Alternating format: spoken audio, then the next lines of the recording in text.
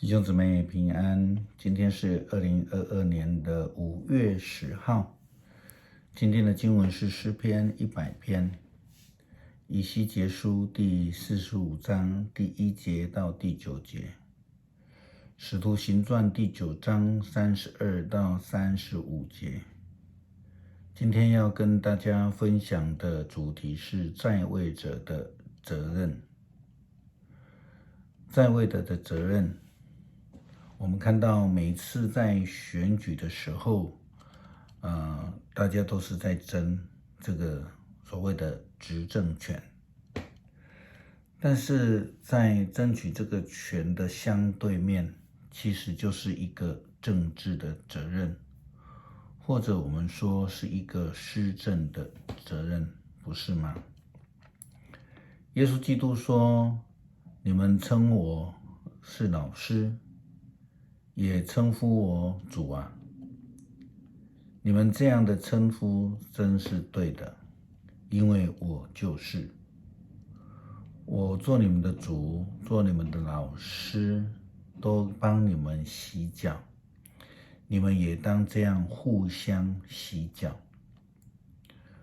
我留下这样的模范给你们，是要你们也按照这样做我所对你们做的去做。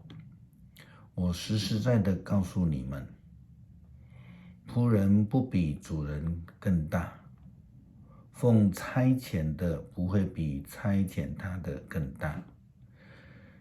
既然你们明白这个事情，若去实行，就是真有福的人。”这是记载在约翰福音13章13节到17节。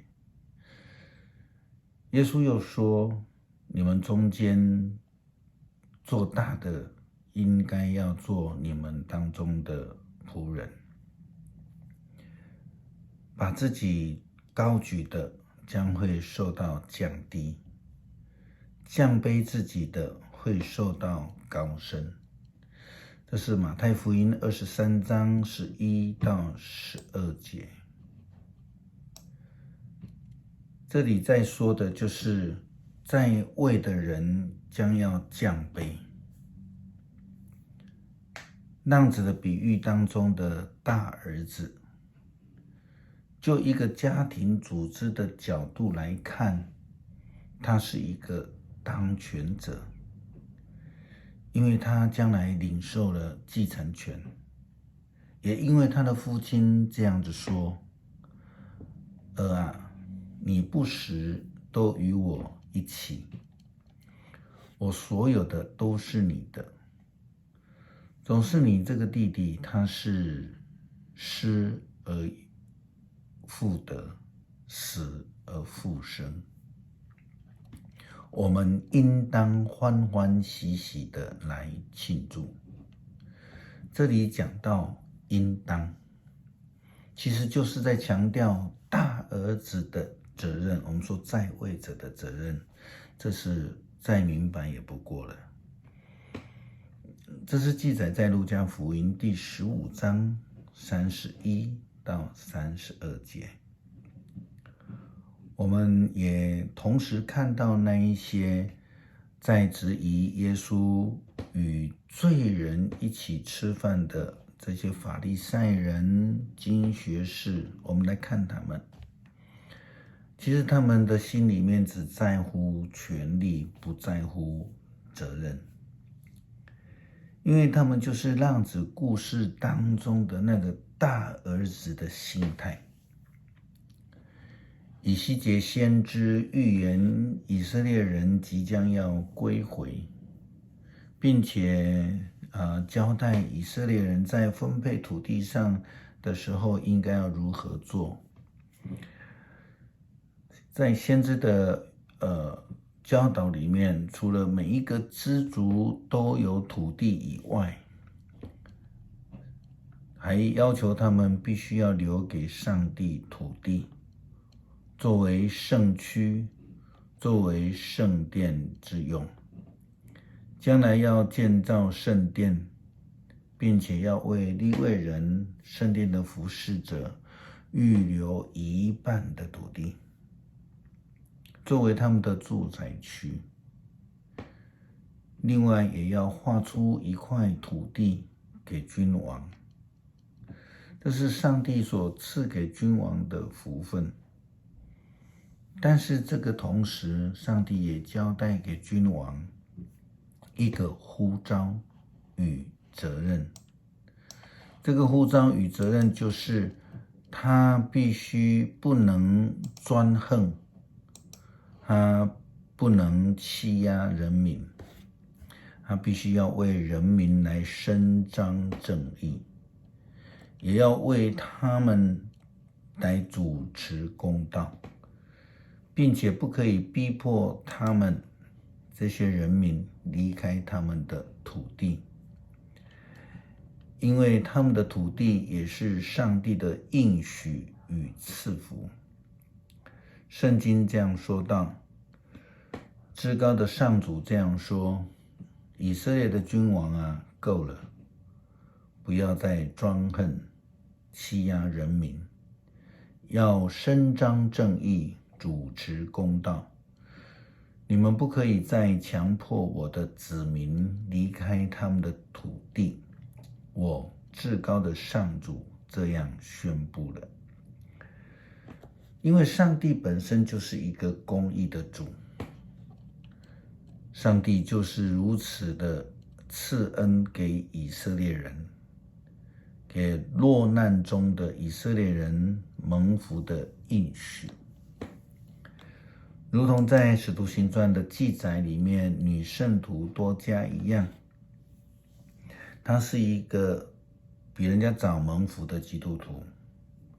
不但这样，她还领受了上帝给她的呼召，而照顾起当时候的弱势者、寡妇以及孤儿们，使他们蒙福。我们也看到彼得也是一个服侍众人、服侍多家的使徒，他使多家蒙福得救，从死里而复活。在此之前，彼得也在吕大医治了一位因为瘫痪躺在床上8年的以尼亚。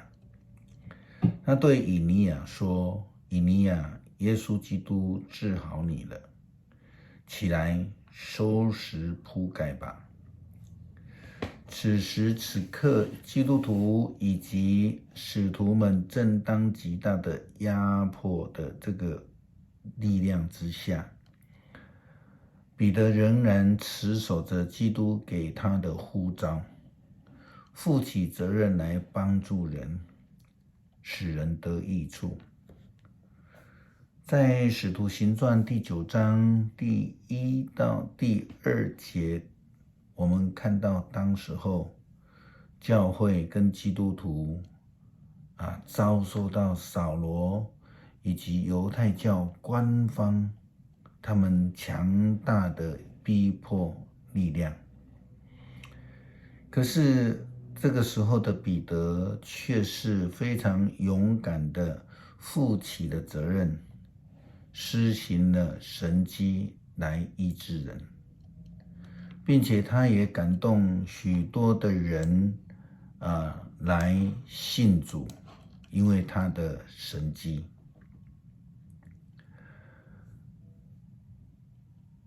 我们看到他们这样子的勇敢，那经文真的是也记载到说，所有住在吕大和撒伦的人看见他，都归信了主。